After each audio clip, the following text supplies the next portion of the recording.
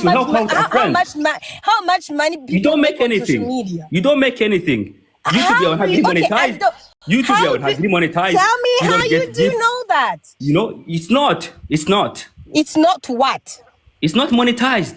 You're not monetized, my dear. What is not monetized? Your YouTube channel. How much do you make a month? Says who? How much do you make a month? Why should I tell you? Anytime Gusango, when you guys tell me why I should tell you. You're broke. Yo, I rent my own apartment. You do? I drive my own car. I'm not you. Walk about Jay. Cindy, what you say? You know, oh yeah, you don't have a family picture. That you don't have it. You don't have it. You didn't be kubabaza. Ubabaza ko ndagukunda imyaka. Musumvye imyaka nkabanda gusumba ubwenge, nzi kubyaza social media umusaruro, uri gaho gusura kurabogera abantu gusa. Ibintu byose umaze gukora umaze gushika kuki. Yet you hear umaze gushika kuki. Narashitse kwa Dumba. Umaze gushika kuki yo kuri social media. Kwa Dumba. Dumba je ryame nawe tuvuganye. Twavuganiye kwa drama.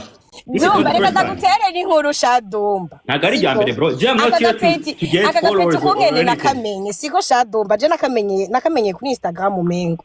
Nusure kunyitaka kanyoko. Nusure kunyasamira bro. Nusure kunyasamira.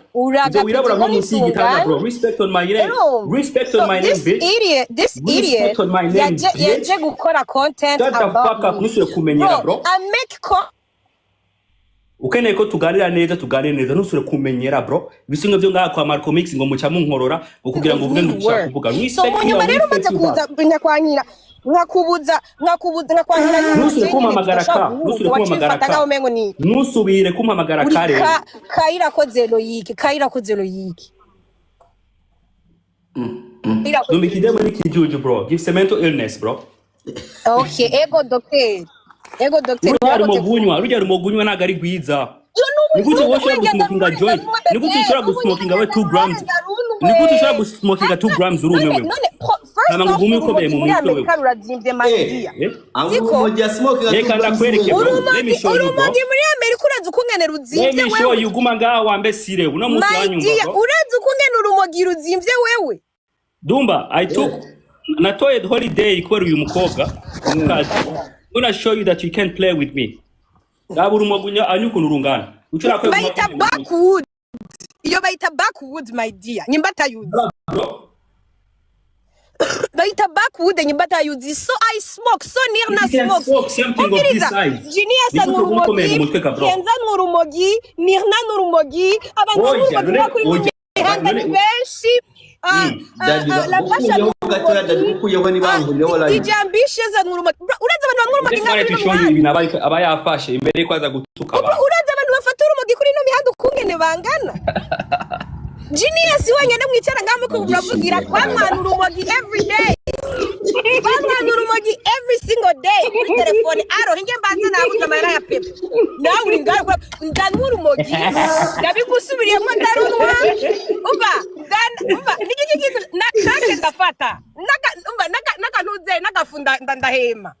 Cyo ariko aravuga ntabwo akubujije kunywa urumogi ngo ari ku rumogi ya mafata ngo abantu banywa urumogi runini thank you for the gift umviriza yamarika araza ngo urumva ngo ikintu ashaka kubwoba ngo nuko nywa urumogi bro ntabwo nta pepa mfise ngana n'urumogi mfise ngaha ndagenda rukurorera ubu nyene cenza kuri video ndakwereke ko ndarunwa kubera ko muri state yiwanje barabyemera unajua kubuje kugira urumogi rwinshi umviriza ni ko wa muri ngari kuravuga ngo urumogi ngo arasara jewe ndarunwa ndasara ndavyemeye my dear wowe usazwa n'iki none wowe usazwa ni jewe ikintu kwindi yashoboye guhisha abantu n'ukuntu n'urumogi anywa nta rumogi yoshobora bro ikintu kwindi nawe yashoboye guhisha abantu bose hano nta rumogi bisa jewe umbrida shone jewe na like ndi muri holiday sivyo mwene ujya mugenzi wa Marco Mix mundetse ndabariko mugabo mundonde bro I have no limits video ngira ngo my mother is gonna get a heart attack I don't give a fuck I don't give a damn bro chokora mubonye bashoboye noneho Dumba, uyu mudemu, I lost my child. She came made a joke about my child on TikTok. I kept quiet. You posted my mom. I kept quiet. This time round, I don't give a fuck. I don't give a fuck. Kagabo kimbwa kadashobora no Nimbwa mugabo utegiwaje kwica abantu nuko iwanyu wishe umuntu. Ushaka ingwano cyangwa ugira ingwano uri umuntu muzima. Okay, umuntu muzima iwacu tera gukwica abantu. This nigga yafashe azanga kuri TikTok. Siko afata interview nari naragize kera ndi mu Burundi. You gonna feel me. Ndiko ndavuga ko nabaye raped. Acaraza mbwira ngo iwoza ngurumva ngo umuntu yafashe ku nguvu ngo yangiriye ngo yafiri ya gasoni like it was a privilege. Tuvuga n'igituma nagututse. Azara no kubwira. Igituma biragusha. Acha kubwira igituma nagututse. Ibyo nagiye gusigura banzu urindire banzu hore. Nudosho uzuratanga version imwe. Nyene na uzuratanga full version. Chenda kugira ni jewe banafashe ku nguvu if that was a privilege. Ni nawe kubona udashobora gutera indango ivuki. Ubwo nawe it's a privilege Imana irikira gukorera nkuko nanje bangiriye privilege yo kumfata ku nguvu. Do you understand? So okay. Before you vuga niyo byari bivuye mugabo vuga iyo byari bivuye vuga niyo byari bivuye nagututse bivuye iyo byari bivuye udashaka ko bihagarara you keep going you will never give my mom a headache you will never give my mom a heart attack Urabyumva kahari na mama wanje arahari you come after my mom I come after your mommy as simple as it is. Okay, thank you Dumba uyu mukobwa we were friends, yeah? So, turi muri group ya WhatsApp imwe, we are building ourselves. We were never friends. Queen, jewe na Lisha ne twara abagenzi ubugenzi bwaje n'ubaza Queen. Ubaza Queen. Okay. Ubugenzi bwaje nawe ubaza Queen. Dumba, we had a group. We were together. No, let me tell you how. Okay. Let me tell you how this guy is nuts. We were on a video call. My dear. Kuba muri group n'umuntu imwe ntibisigwa ko muri abagenzi. Uyu muhungu uyu muhungu like I just said uyu muhungu anzi kuri Instagram ngira ma live jewe nawe anzi Charoon I never followed you on Instagram why were you making videos about me then why were you making videos about me it was one video on TikTok before we were quote to quote ubwo bugenzi uvuga watanguye nuka jewe ndakuzunuka kureke basi cyangwa from content uza kuruka mu nyuma nzanga kuri TikTok mutangura gufata ibibazo fitaniye na Nerinat mutangura kuvyinjiramo that problem was never yours to take ingorane fitaniye na Nerinat zari gwanje kujya vyaheze uno munsi mugamwe mugifitaniye amabeef iyo amabeef yanyu mufitaniye ntavyo nzi obviously mwebwe muraba attention seeker murabantu mukunda kwataka abantu bazwi kugira mumenyekane muvugwe urambira Dumba lakene kuvuga ntari ko ndaba interrupted mu mutwe kanamureka heads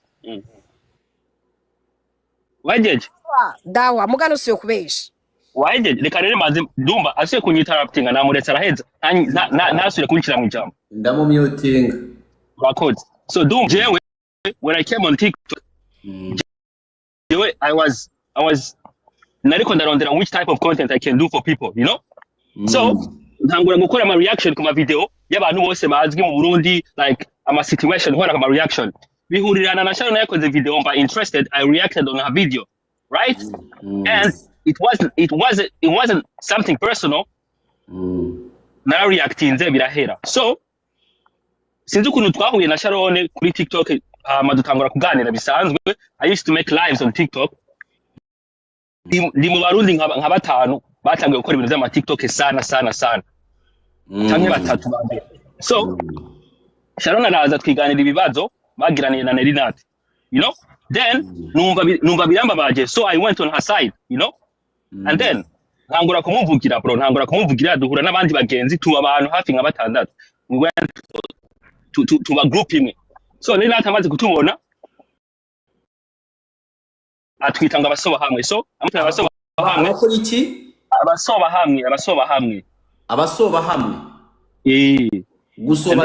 gusoba zin kunyara yes abanyara hamwe so and then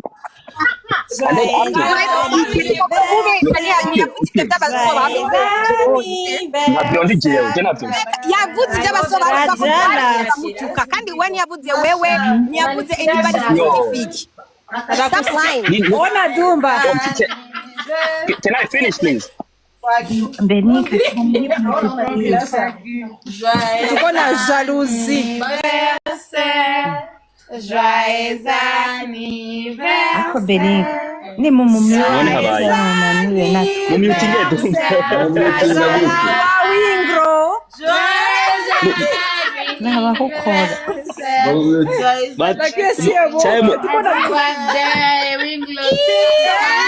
Reka memukuyeho. Okay, umviriza. So Dumba tumaze kuja hamwe. Nena ataja kuri live avuga ngo baje basoba hamwe bitubirefu. Okay, abantu bacatwita ngo turabasoba hamwe, you know? Because twavugira mu kagwi maduterwamo nibikiri kurabizi TikTok ikiri shasha, isaku bitubirefu. Nena ataringanye mandi ko ndabesha cyandika muri commentaire. Nena atariana. Ari hano bro. So dukora dukora group ya WhatsApp bro. Tujamwe twese. We are friends. Atavyemera, I don't care. Twara telefone na WhatsApp tukaganira apere 1 hour 30 minutes. Akisanzura naje nkisanzura we spoke. Twari dufite nabandi bagenzi twari benshi twari nk'abantu 6. So unyuma rero ibi bintu bya neri nate bitangura ku ntangura kubona ati neri nate yaraturetse natwe tumureke turabireka. Charoon mugabo nkabona buri munsi ashize ko story akatukana n'umuntu. Nkabona undi munsi ashize kindi story atukana no munsi akatukana baby mama eje akatukana n'undi muntu eje akatukana n'undi muntu. Kora jewe turi muri ya group ya WhatsApp nabona turi abantu gishobora ku influencing abantu mu Burundi twari turi abantu bashasha ibintu twakora nitwe twabikora twenyene. Nikavuga man nitwaba serious we can make good money out of this, we can make a big name out of this nk'abadumba nk'abandi bantu. Jewe I was focused gukora content tumenyekane. Ndamubwira uyu musista namubwira ati yo dushaka kugumushwana n'abantu on a daily basis. Ibikunda ntago ari fresh. Raba twe twifocusing ku bintu by'iwacu dukora ibintu byacu twiterera imbere. But akaguma byanka. So bitangora rero kuba ugasanga ashobora natutse abantu ko twe turi kumwe natwe bakatujanirana ko natwe turimo. Then one time I woke up in the morning ndaronka voice note muri group ya WhatsApp nagati maze no Charoon you can't keep doing that, you need to stop. Ndamubwira ati you need to stop and then muri surprise bro anyuriza mama wanje bro. Hano munsi nari bwigere hano munsi n'umuntu nigeze ndamubwira abavyeyi biwe je ntangwe no kubamenya. No please Dumba please. Dumba please ego yazana nuko kwimana yazane mugabo uri muri mute ukiyazana yuko we batakubujije ko ivyo bintu uri kurakora atari ivyo ikindi kintu naco. Listen Dumba please ndagusabye Dumba none si uri kurakiramo bro baraza kuguha umwanya wawe nawe wisigure sawa fata ikaramu wandike oya sindakubesha vugisha ukuri. Yes, okay. Mugabo ico twapfuye jewe nawe mve muri group. Dumba reka mpeze none. Oya banzu uvuge banzu bivuge none singira mvuge none ubona ngira mvumise ngira mvuge bro. Ubona ngira mvumise ico twapfuye apana kuzapanga impanga yatanga gutuka abandi bantu wowe n'udatwara abandi bantu. Umva nagiye kuvomesa agiye kuvuga buretse ngiye kuvuga no nagiye kuvomesa garasi. No you lie. Okay now fata ikaramu wandike ibyo biko ndabesha baraguha umwanya nawe ubeshuze ukiri ngaho nyene kwako je shitavye bagira ubugambo bwinshi man nabwo. Okay urashobora kubasi kuzana izo message basi ubugambo bwinshi nabwo nova ngo ejo nzozidarapa nta kibazo ejo nzozidarapa urakoze. So Dumba uko byagenze kose hari umugenzi wanje umwe reka ndabivuge basi okay kene content details okay. Umugenzi wawe Roy umuntu wowe nyene yaje nga kuri TikTok utanazi uza kwerekana ifoto nguyu ni Bujumbura. Really? Ndiko mvuga Bujumbura ndiko muri Bujumbura jewe nawe twapfuye nde bro